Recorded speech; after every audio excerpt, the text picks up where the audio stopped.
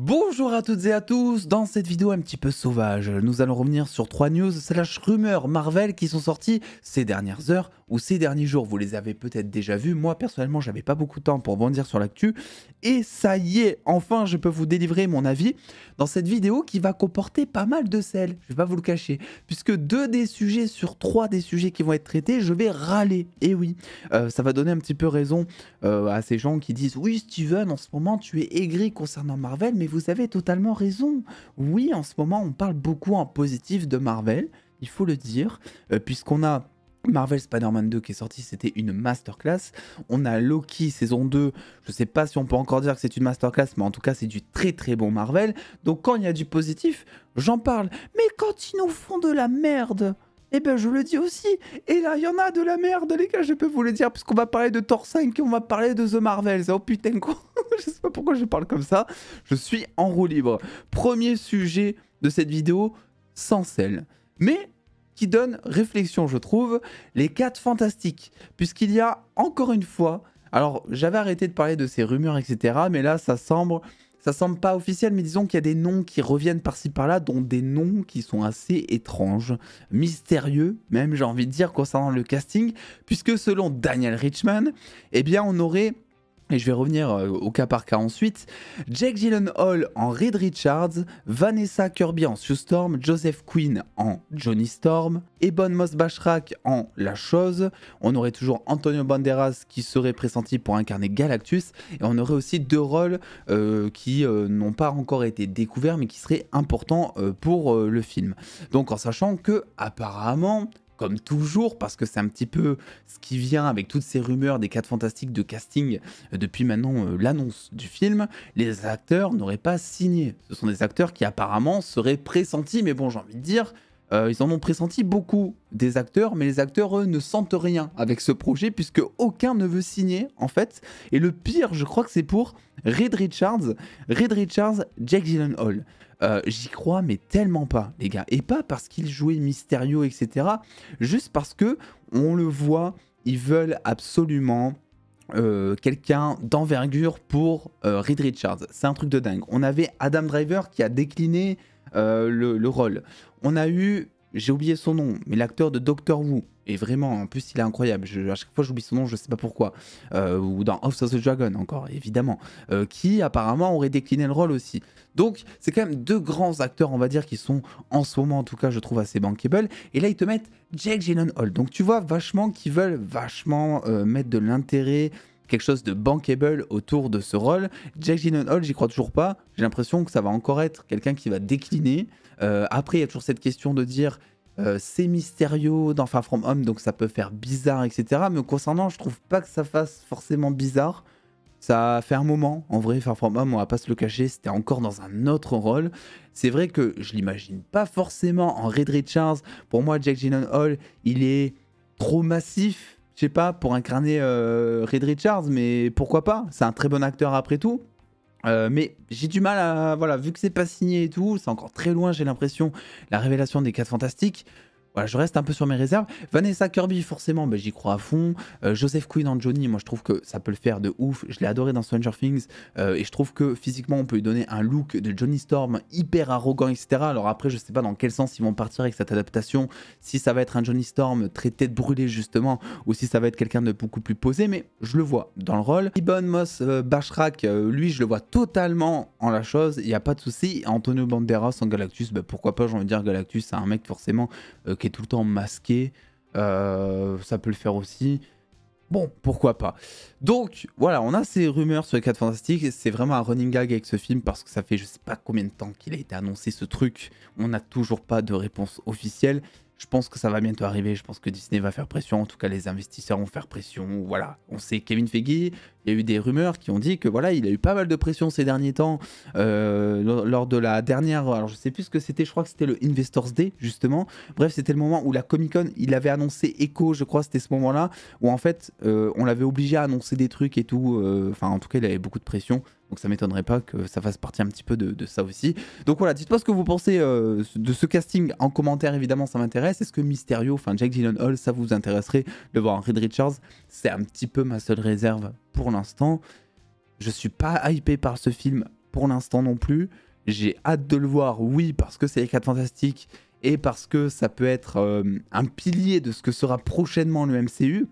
Mais pour l'heure actuelle, c'est vrai qu'on n'est pas du tout dans ce truc-là. Donc j'ai hâte de voir ce que ça peut être. On passe maintenant au sel de la vidéo. Alors, un sel modéré pour l'instant, puisque nous allons parler eh bien, de Thor 5, qui apparemment, selon Daniel Richtman, est officiellement en développement. Alors, c'est une surprise sans trop l'être non plus, puisque déjà à la fin de Thor 4, on avait un message nous disant que Thor reviendra, donc on se doutait potentiellement qu'il y aurait une suite, et puis c'est un héros qui fonctionne plutôt bien en général aussi. Et en même temps, c'est vrai qu'il y avait des soucis de santé du côté de Chris Hemsworth qui s'était fait diagnostiquer, alors je ne sais plus si c'est un Parkinson ou un Alzheimer, mais qui avait des signes de cette maladie. Et il avait plus ou moins dit que il faisait une petite pause, etc. Ensuite, il avait émis le souhait en interview que pour qu'il revienne dans Thor, il faudrait changer radicalement le ton du personnage. Donc il allait un petit peu aussi dans le sens des fans qui voilà, avaient déjà été divisés par Thor Ragnarok et qui avaient globalement détesté Thor 4, cette bouse infâme. Voilà. Et Thor 5 en développement. Et ce n'est pas tout, puisque apparemment Marvel cherche un nouveau réalisateur, ce qui veut dire que Taika Waititi ne reprendrait pas la suite, et donc on aura un nouveau réalisateur pour Thor 5. C'est une très bonne nouvelle, je ne vais pas vous le cacher. Après, on n'oublie pas, les gars, on n'oublie pas que... Moi je dis toujours une chose, et c'est ce que je dis quand tout le monde flingue John Watts pour ses films Spider-Man, je dis... Alors oui, c'est très drôle, on rigole avec John Watts et tout, c'est un petit peu notre pote, tu sais, qu'on charrie, etc., qui nous a déglingué l'univers Spider-Man en live action, c'est trop bien. Mais c'est surtout la faute de Sony. C'est Sony qui valide derrière, c'est Sony qui fait le cahier des charges, c'est Sony qui fait les screen tests et qui valide. C'est Sony qui engage le réalisateur. Et là, je vais vous dire une chose, devinez quoi? C'est Disney qui a validé Thor 4, c'est Disney qui a fait le cahier des charges de Thor 4, c'est Disney qui a fait des screen tests de Thor 4 et qui a validé en fait. Donc c'est pas juste la faute de Taika Waititi, et ça saurait si les réalisateurs avaient les pleins pouvoirs. Le fait est qu'il y avait quand même des petites rumeurs qui disaient quand même que sur Thor 4, ils avaient limite laissé carte blanche à Taika Waititi pour réaliser son film, ce qu'ils avaient fait aussi d'ailleurs pour James Gunn, sauf que devinez quoi, sur un des deux, ça a merdé, en fait. Voilà, Taika Waititi, il est parti totalement en roue libre dans un truc, mais Thor 4, voilà quoi. Il y avait Thor 4, il n'y a pas tout qu'à acheter, attention. Mais il y a pas mal de choses, c'est poubelle, quoi, tu vois. Et donc, nouveau film Thor 5. Donc, évidemment, c'est une semi-bonne nouvelle. On va le prendre du côté positif de la chose. C'est une bonne nouvelle. Taika Waititi ne reviendra pas. Mais on n'oublie pas aussi que Taika Waititi, pour moi, sur Thor Ragnarok, avait fait un super bon boulot. Oui, il avait fait des blagues, mais il avait aussi iconisé à certains moments, via des scènes d'action qui étaient plutôt badass et qui, selon moi, restent ancrées dans l'univers Marvel en live action aujourd'hui. Eh bien, Thor, il avait réussi à nous fournir des trucs badass. Donc, il n'a pas fait que Thor 4, il n'a pas fait que des trucs en roue libre avec des chèvres qui s'explosent sur la lune. Il a fait aussi toute la partie avec Christian Bale en noir et blanc et tout. Donc, il y a du pour, il y a du contre, etc. Pour autant, c'est plutôt une bonne nouvelle. Voilà, mais voilà, je tiens à dire juste parce que j'en vois beaucoup qui s'excitent, notamment sur Twitter et tout, en mode oui, ça y est, on va avoir un Thor incroyable et tout. Attendons de voir parce que c'est tout de même Marvel, comme je l'ai dit tout à l'heure, qui décide de tout. Ce sont eux les maîtres. Et c'est tellement les maîtres qu'on passe à la partie salée de la vidéo. Cette partie salée s'appelle The Marvels. Alors là, les gars, j'ai vu de ces dingueries sur les réseaux sociaux. Et là, je veux dire, faut arrêter d'être couillon au bout d'un moment. Et là, je parle au nom de tous les fans, je pense. Parce que, à cause des couillons, eh bien, on se tape des projets de merde, les gars. Parce que les films vont fonctionner au box-office à cause d'une attrape couillon qui est juste du marketing, de la communication. Donc, selon Daniel Richtman, eh bien, il y aurait eu des plans qui aurait été changé pour The Marvels. Spoiler alerte pour The Marvels, si jamais vous ne voulez pas connaître la scène post-crédit, si vous ne la connaissez toujours pas, partez de cette vidéo. Sinon, restez et débattez avec moi. La scène post-crédit, donc, on verrait le fauve. Donc oui, ce personnage X-Men qui a été, c'est vrai, très mal, moi je trouve, utilisé dans les précédents films X-Men, eh bien, on verrait dans scène post-crédit le fauve qui serait par contre entièrement en CGI, Voilà. Donc on verrait ce personnage-là qui serait en full CGI. Et je vais vous dire un truc, ça c'est du même acabit ou presque voilà, de la communication qu'a fait Warner avec Black Adam en nous disant « Oh, peut-être quand c'est une post-crédit, il y a Superman. Peut-être. Allez voir le film, peut-être qu'il y est. » Voilà. C'est un petit peu ça.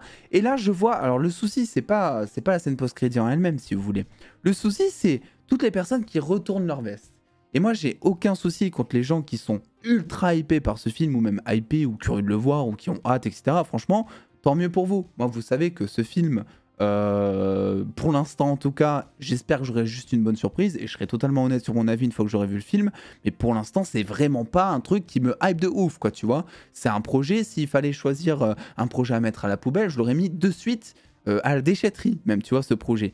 Je vais le voir, on verra ce qu'il en est. Non, ce que je reproche c'est les gens qui tenaient le même discours que moi sur Twitter, etc., sur les réseaux, un petit peu partout, qui disaient que The Marvel c'était un film mais nauséabond que personne ne voulait voir. Et là maintenant qu'ils ont appris qu'il y a le fauve en scène post-crédit, et bien d'un coup sont enjoués, se disent « Ah, j'ai trop hâte de voir ce film !» Mais premier degré les gars, mais je trouve que c'est une... Mais les gars, mais c'est une dinguerie. Vraiment, c'est une dinguerie de retourner sa veste juste à cause d'un élément, je vais vous le dire, marketing. C'est de la communication les gars. Parce que ça fuite. Mais pas du tout. On est sur la même fuite que Superman avec Black Adam, en fait. Oui, après, ils envoient les infos aux scoopers. Les scoopers font paraître les rumeurs, etc. Ça crée une attente auprès du public. Et comme ça, le film fonctionne. C'est ce qu'ils vont faire. Parce que là, ils sont conscients, Marvel, mais de ouf. Et puis, on l'a vu dans une précédente vidéo sur le livre là qui s'appelait The Reign of Marvel Studios. Ils sont conscients on va dire, l'acabit de leur marque en ce moment, de l'avis que les gens se font de leur marque, de leur contenu, c'est-à-dire un avis qui est pas ouf, tu vois. Ils sont conscients que The Marvels, c'est pas vraiment le film qui va connaître le même succès que Captain Marvel premier du nom, qui je crois, si je dis pas de bêtises, avait atteint le milliard au box-office, parce qu'ils avaient fait toute une hype autour de ce perso ultra puissant qui arrivait juste avant, je crois, Avengers Endgame, et qui allait soi-disant tout régler. Tu vois, ils ont fait beaucoup jouer le film là-dessus. Forcément, ça a attiré beaucoup de public. Moi, je trouve que Captain Marvel 1, c'est un bon film. Voilà, je le défends. J'ai un avis un peu unpopular, mais j'ai bien aimé Captain Marvel 1. Ça m'empêche pas de pas du tout attendre ce second volet pour le coup. Alors pourtant, j'adore Miss Marvel et Monica Rambeau. Dans WandaVision, je l'ai adoré. J'étais très curieux de savoir ce qu'elle allait devenir. Mais pour autant, les gars, soyons lucides. Arrêtez de changer d'avis pour une scène post-crédit, bordel. Parce que ça... Ben, ça fait quoi? Ça veut dire que ça va faire venir du box-office en salle pour un film que de base vous ne serez peut-être même pas allé voir si vous n'aviez pas eu connaissance ou si Marvel n'avait pas changé les plans pour sa scène post-crédit justement. Et ensuite, ça va les motiver à faire des projets comme ça. Et je pense qu'on est tous d'accord pour le dire, que vous soyez content ou pas de The Marvels, ou voilà, que le MCU en ce moment vous chauffe ou pas. On est quand même, je pense, tous globalement d'accord pour dire que Marvel c'est plus quand même de la même qualité qu'auparavant. Ça, je pense que même si on apprécie en ce moment la saga du multivers, même s'il y a des pour des contre, et vous savez, hein, j'en ai fait une grosse vidéo à un moment, moi j'étais le premier à vous dire, dans cette saga du multivers, il y a de très très bonnes choses, vraiment, tout n'est pas à jeter, loin de là. Mais comparé à la saga, de la saga de l'infinité, bon, c'est quand même autre chose, pour l'instant en tout cas, on attend de voir. Donc, il faut faire attention à ça, moi je trouve, et être peut-être plus exigeant sur ce que Marvel Studios fait, être plus conscient de ce qu'ils font surtout, parce que là, mettre le fauve, qui n'est pas non plus un Spider-Man ou qui n'est pas un personnage ultra populaire, mais qui est quand même un personnage qui éprouve de la nostalgie, parce qu'il remonte à des cordes nostalgiques qui sonnent à l'époque X-Men, aux premières sagas au cinéma, bah oui, ça va faire venir du monde, et ils en sont très conscients. Oui, ils vont lier... tout ça, Deadpool 3, Secret Wars et tout, tant mieux, mais ça a toujours été. Il faut se dire aussi que quand on va voir un film, c'est pour surtout le film en lui-même. Ça n'empêche pas ensuite d'avoir hâte, une fois que le film se termine, de voir les post-crédits, voir comment est-ce que ce qu'on vient de voir va peut-être se lier à toute la trame scénaristique qu'on nous a vendue auparavant. Mais il faut quand même garder en tête que ce qu'on va voir avant tout quand on paye 10 balles notre ticket de cinéma, c'est le film en lui-même, tu vois. Sinon, si tu payes 10 balles pour aller voir 30 secondes de scène post-crédit, eh ben, putain, ça fait cher, quoi, tu vois. Là, c'est plus de la couillonnerie, là, c'est de la... Donc voilà ce que j'avais à vous dire. Évidemment, cet avis n'engage que moi, donc n'hésitez pas à m'y mettre le vôtre en commentaire. On a très hâte des prochains épisodes de Loki. On verra si je fais des théories. J'espère, ça serait cool si j'ai le temps, vraiment j'en ferai. Bref, des bisous tout le monde. Vive Marvel. Des bisous les dos.